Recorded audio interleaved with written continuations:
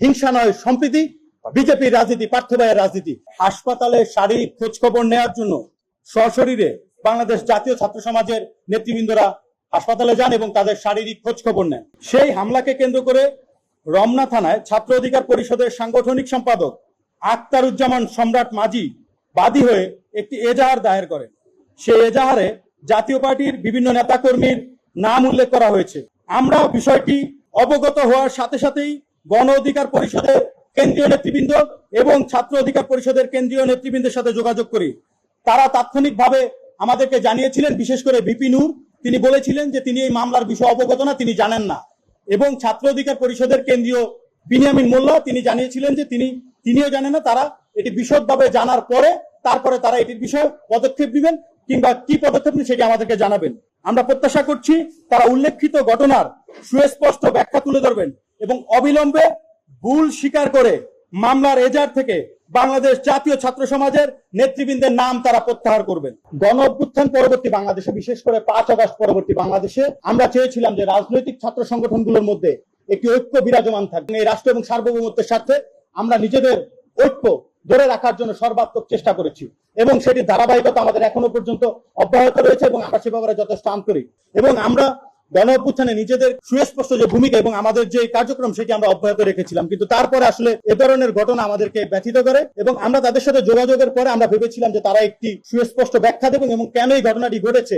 তারা যেটি জানিয়েছিল যে আমরা যেটি মনে করছি আসলে যে তারা হয়তো এখনো পর্যন্ত তারা ভুল স্বীকার করছেন না কিংবা তারা নাম প্রত্যাহারে, নুরুল হক নূর আমাদেরকে জানিয়েছিলেন যে তিনি নাম প্রত্যাহার করে নেবেন, কোন ধরনের চিন্তা আমাদেরকে করতে মানা করেছিলেন। কিন্তু আমরা চেয়েছিলাম যেহেতু তারা একটি ভুল করেছে এবং জাতির সামনে আমাদেরকে ভুলভাবে উপস্থাপন করা হয়েছে এবং আমাদেরকে বিতর্কিত করা হয়েছে, যার ফলে আমরা ভেবেছিলাম যে ছাত্র অধিকার পরিষদের পক্ষ থেকে একটি অফিসিয়াল প্রেস ব্রিফিং তারা করবেন কিংবা তারা কোনো একটি প্রেস বিজ্ঞপ্তির মাধ্যমে অন্তত পক্ষে তারা তাদের ভুলটি স্বীকার করবেন।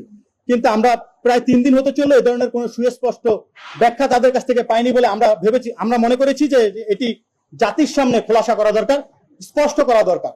এবং আপনারা জানেন যে আমরা ইতোমধ্যেই স্বৈরাচার এবং তাদের দোসর যারা রয়েছেন বাংলাদেশ জাতীয় ছাত্র সমাজ তাদের বিরুদ্ধে কিন্তু জিরো টলারেন্স ঘোষণা করেছেন। ছাত্র অধিকার পরিষদের এহেন কর্মকাণ্ড আমাদেরকে ভাবা এবং আমরা মনে করছি যে এ ধরনের কর্মকাণ্ড তাদের আমাদের ভবিষ্যতে যে ঐক্যের ফাটল সেটি ধরাতে সহায়ক ভূমিকা পালন করবে। তাই আমরা তাদেরকে সুস্পষ্ট ভাষায় বলতে চাই যে এ ধরনের কোন কর্মকাণ্ড যেন ভবিষ্যতে আমরা না দেখি এবং তাদেরকে মামলার বিষয়ে যখন তারা এজাহার করবেন এটি আসলে তাদেরকে আরো সতর্ক হওয়া উচিত ছিল। তাদেরকে আরো তথ্য উপাত্ত নিয়ে যাচাই বাছাই প্রক্রিয়ার মধ্য দিয়ে গিয়ে তারপরে তাদেরকে নাম উল্লেখ করা প্রয়োজন ছিল বলে আমরা মনে করছি। প্রায় আরো 1 থেকে 150 জনের নাম তারা সেখানে বলেছেন যে অজ্ঞাতনাম আসামি হিসেবে উল্লেখ করছেন। আমরা শঙ্কা প্রকাশ করছি যে ভবিষ্যতে তারা যে 1 থেকে 150 অজ্ঞাতনাম আসামির নাম তারা বলেছেন সেখানেও আমাদের সংগঠনের কাউকে তারা কোনোভাবে জিম্মি করেন কিনা কিংবা সেখানে তাদেরকে ফাঁসানোর মতো কোনো ঘটনা তারা করেন কিনা সেটিতে আমরা শঙ্কা প্রকাশ করছি, যেহেতু আমরা গত 3 দিনে তাদের কাছ থেকে কোনো সুস্পষ্ট রূপরেখা কিংবা ব্যাখ্যা তাদের এই কার্যক্রমের ফলে আমরা পাইনি। এবং একই সাথে আমরা উল্লেখ করে বলতে চাই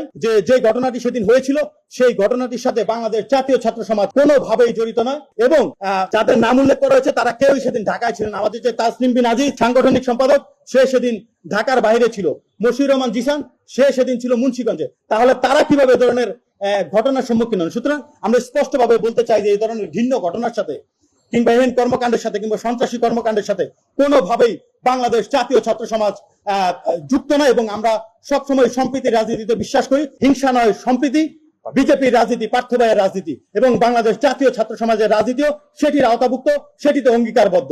এ ধরনের ঘটনার কেন সাক্ষী আমাদেরকে ছাত্র অধিকার পরিষদ করালো, বিশেষ করে ছাত্র অধিকার পরিষদের সাংগঠনিক সম্পাদক আখতারুজ্জামান ইলিয়াস মাঝি তিনি এটি জাতির সামনে তুলে ধরবেন। এই সম্রাট তিনি কেন নাম উল্লেখ করলেন এবং কারো প্ররোচনায় তিনি নাম উল্লেখ করেছেন কিনা সেটিও ভেবে দেখার বিষয় এবং একই সাথে এটির সাথে কোনো রাজনৈতিক ফায়দা জড়িত কিনা সেটিও আমাদেরকে ভেবে দেখতে হবে এবং এটির সাথে কোনো রাজনৈতিক ষড়যন্ত্র রয়েছে কিনা সেটি নিয়ে আমরা শঙ্কা প্রকাশ করছি। আমরা বিশ্বাস করি তারা জাতির সামনে সেটি খোলাসা করবেন, সাংবাদিকদের সামনে সেটি খোলাসা করবেন।